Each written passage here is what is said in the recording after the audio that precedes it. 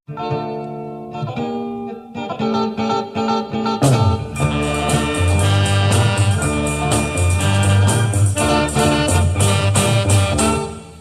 ฝนจะตกถึงฟ้า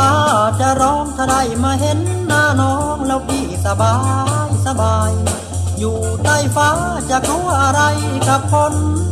เกิดเป็นคนเมื่อถึงที่ก็ตายฝ่าฝนล้นมา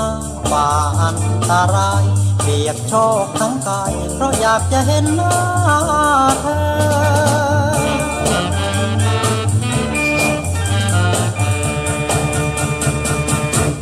ถึงฝน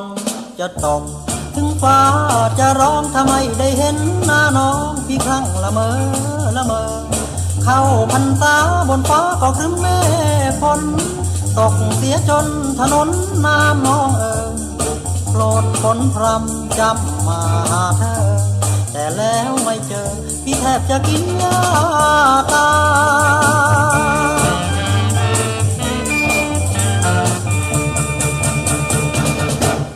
ฝนตกบ้านน้องฟ้าร้องถึงบ้านพี่หัวใจพี่โดนขยี้แหลกสลายบุกน้ำย่ำโคลนฝ่าสายฝนมาแทบตายน้องมาหนีตามชายไปกับสายฝนพรำถึงฝนจะตกถึงฟ้าจะร้องพี่ไม่เคยหนีหน้าน้องไม่น่าใจดำใจดำต่อไปนี้อกพี่ก็คงกลัดน้อง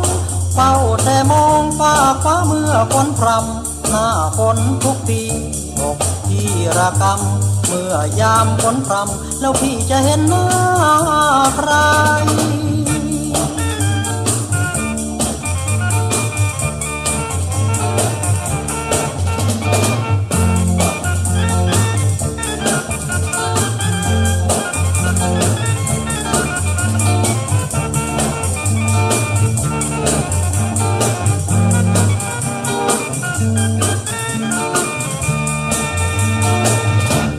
ถึงฝน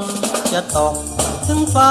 จะร้องพี่ไม่เคยหนีหน้าน้องไม่น่าใจดำใจดำต่อไปนี้อกพี่ก็คงกลับน้องเฝ้าแต่มองฟ้าฟ้าเมื่อฝนพรำหน้าฝนทุกปีอกพี่ระกำเมื่อยามฝนพรำแล้วพี่จะเห็นหน้าใคร